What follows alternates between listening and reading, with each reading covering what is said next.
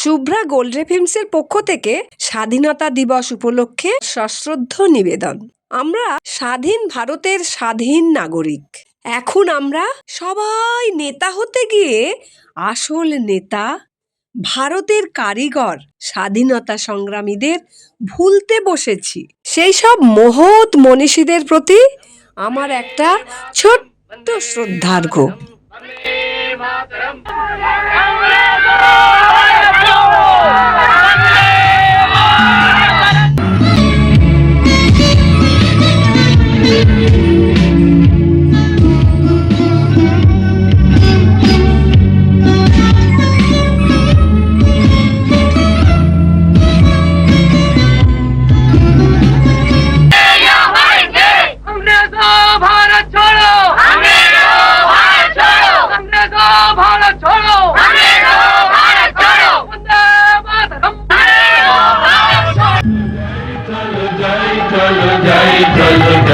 চলো পদে পদে সত্যের ছন্দে, চলো দুর্জয় প্রাণের আনন্দে, চলো মুক্তি পথে, চলো বিঘ্ন বিপদ জয়।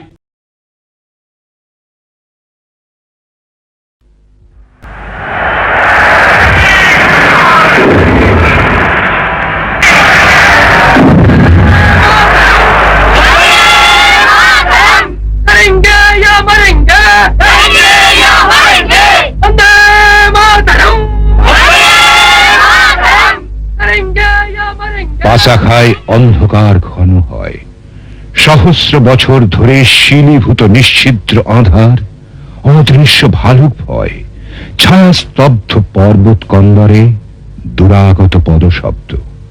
ছিল আগুন কপালে সময়, সর্বনাশের আশীর্বাদে মানুষ হওয়ার, নাকি সময় এখন বিংশ শতাব্দীর 70 দশকে আবার দ্বিখণ্ডিত ভারতবর্ষের স্বাধীনতাকে জাদুকরের তামাশা জেনে হাজার হাজার সাগ্নিক কিশোরের মতো লৌহ কারার স্বপ্ন দেখে শিকল ভাঙার। চারদিকে তার বিষের বাঁশি আজও ছড়ায় দারুণ জ্বালা। 1930 সালে বক্সা দুর্গে বাংলার প্রথম বন্দি শিবির খোলার সঙ্গে সঙ্গে বক্সার নাম জড়িয়ে পড়ে ভারতের স্বাধীনতা। 1930 থেকে 1937 এবং 1941 থেকে 1946 বহু বিপ্লবী বন্দী ছিলেন এখানে। 1947 থেকে 1951 স্বাধীনতার পর কমিউনিস্ট পার্টি বেআইনি ঘোষিত হলে বহু নেতা বন্দী ছিলেন এখানে। এদেরই একজন কবি সুভাষ মুখোপাধ্যায়। আমাদের কোথাও সরিয়ে দেওয়া হবে, সেই অবস্থায় হঠাৎ একদিন আমরা দেখলাম যে আমাদের সেল খুলে দিল। তারপর আমরা জলপাইগুড়িতে পৌঁছলাম। সেখান থেকে আমাদের একটা লরির ওপরে তুলে চা বাগানের পশ্চিমবঙ্গের এক প্রান্তিক জনপদ মহাকাল হিমালয়ের নিম্ন সমতল ভূমির সীমান্তবর্গের নাম জলপাইগুড়ি। জলপাইগুড়ি জেলা ছাড়িয়ে জাতীয় সড়ক ধরে আরো একটু উত্তর পূর্বে এগোলেই আলিপুরদুয়ার।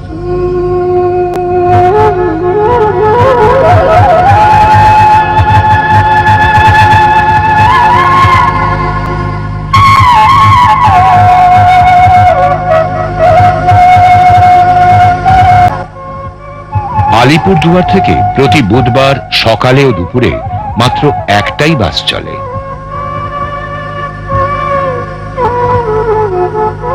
আলিপুরদুয়ার থেকে রাজা ভাত খাওয়া হয়ে শতাব্দী প্রাচীন রাস্তার দুধারে বহেড়া, শাল, সেগুনের গভীর অরণ্যের বুক চিরে সরু ফিতের মতো রাস্তার বেশ কিছুটা পার হই বক্সা রোড। বক্সা রোড ভাগ হয়ে ডান দিকে চলে গেল প্রাকৃতিক সৌন্দর্যে অতুলনীয় জয়ন্তীর রাস্তা। বাঁদিকে বাঁক ঘুরেই বক্সার বনপথ। কিছু দূরে পড়ে থাকে নেপালি বনবস্তি, প্রায় 28 মাইল। দূরে মাথা তুলে আদিগন্ত বিস্তৃত সিনচুলা। আলিপুরদুয়ার থেকে প্রায় 30 কিলোমিটার দূরে সান্তারাবাড়ি, সান্তারাবাড়িতে বক্সার রেঞ্জ অফিস। গাড়ির রাস্তা এখানেই শেষ, এখান থেকে শুরু হলো হাঁটা পথ।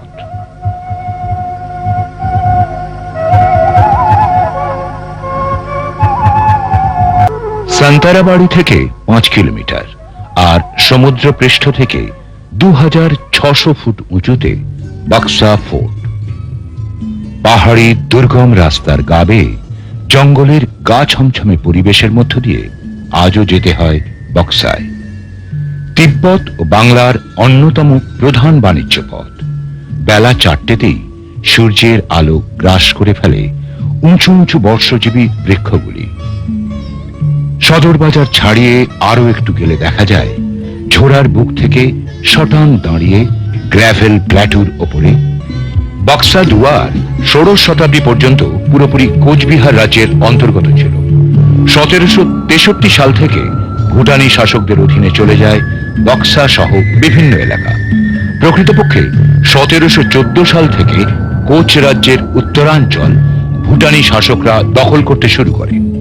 ইস্ট ইন্ডিয়া কোম্পানির সহযোগিতায় কোচ রাজ্য হারিয়ে যাওয়া এলাকা পুনরায় দখল করতে শুরু করে। 1864 সালের 7ই ডিসেম্বর ইস্ট ইন্ডিয়া কোম্পানির কর্নেল ওয়াটসনের নেতৃত্বে বক্সা দুয়ার ভুটানের দখলমুক্ত হয়। হিমালয়ের সিনচুলা পাহাড়ের কোলে অবস্থিত এই বক্সায় বসবাস শুরু করে ব্রিটিশ সৈন্য। 1873 সালে তৈরি হয় বক্সা সেনানিবাস। এই সেনানিবাস থেকে 6 মাইল দূরেই ভুটান। শাসনের সুবিধার্থে বক্সার গুরুত্ব বৃদ্ধি পায়। 1930 এবং 1931 সালে বক্সা সেনানিবাসের গুরুত্ব আরো বেড়ে যায়।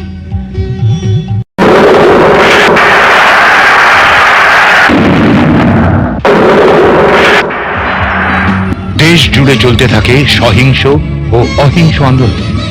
দেশ জুড়েই চলছিল স্বাধীনতা আন্দোলনের সৈনিকদের কারারুদ্ধ করার অভিযান।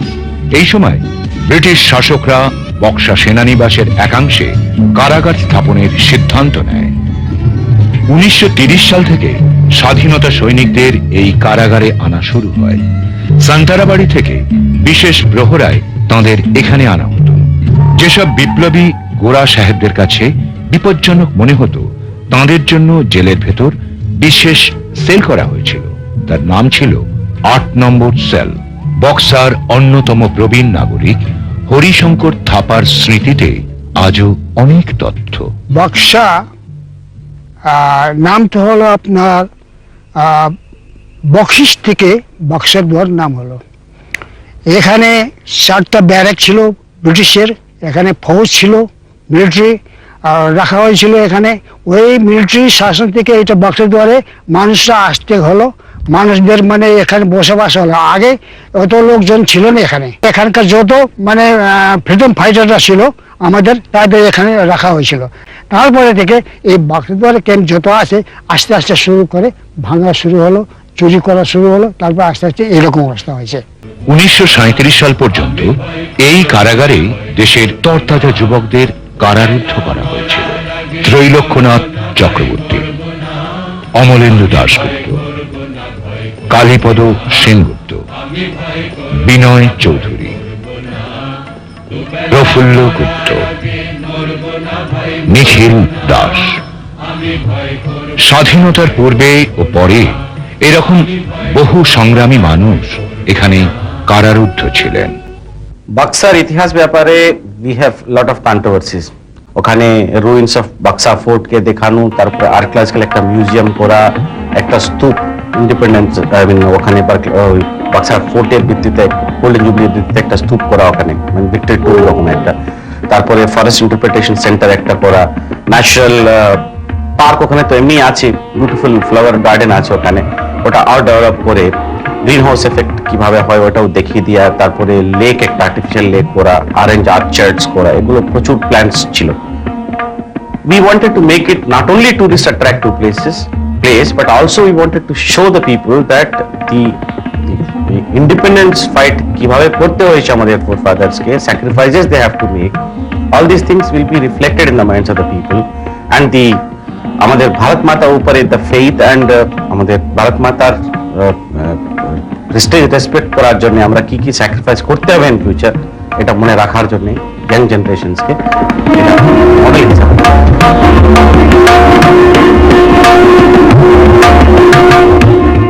পর্যটকদের সুবিধার্থে সরকার অনেকগুলি প্রকল্প গ্রহণ করেছেন।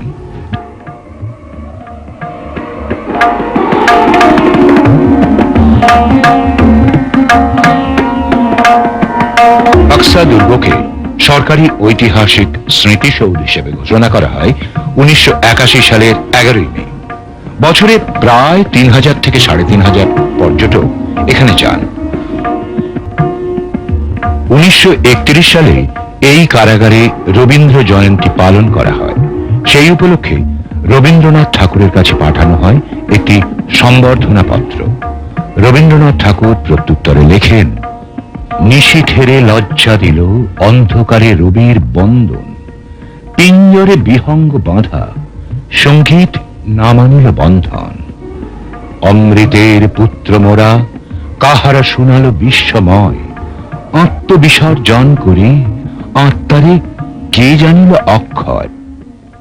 এখানে যেভাবে আমরা ট্র্যাক রুটটা তৈরি করেছি আর এখানে যে ধরনের ওয়াইল্ড লাইফ আছে, তাতে একজন ট্যুরিস্ট যে কোনোভাবে এখানে সবসময় স্বাভাবিকভাবে আসতে পারবেন এবং যেতে পারবেন। কারণ স্বাভাবিকভাবে যারা এখানে আসবেন, আমার রেঞ্জ অফিসটা এমন পজিশনে আছে যে তাকে আমার সাথে দেখা করতেই হবে। আমি যদি বুঝি যে কোনো অসুবিধা আছে, তাহলে আমি তাদের পোর্টার বা তাদের সাথে আমার স্টাফ, এটা আমি সবসময় অ্যারেঞ্জ করে দিই আর কি। আর ট্রান্সপোর্টেশন বলতে গেলে এখানে একমাত্র ট্রান্সপোর্টেশন হচ্ছে হিউম্যান ট্রান্সপোর্টেশন। আর যারা এখানকার ডুকপা কিংবা নেপালিস যারা এখানকার মানে পার্মানেন্ট বাসিন্দা আর কি, তারাই মানে ওটাকে ওদের ডোকো বলে একটা মানে আছে, যেটাতে ওরা সবকিছু ক্যারি পারে আর কি। Even they can carry up to 100 kgs of a weight per person.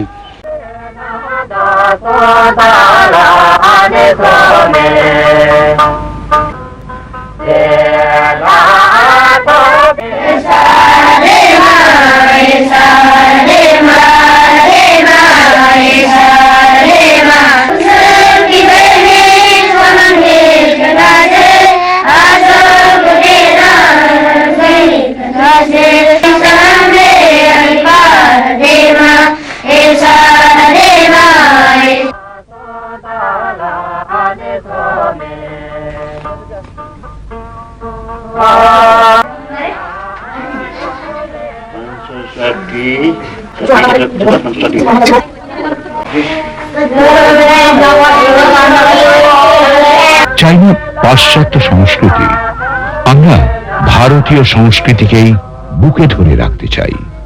চাই ঐতিহাসিক নিদর্শনটিকে সঙ্গে নিয়ে পৌঁছতে।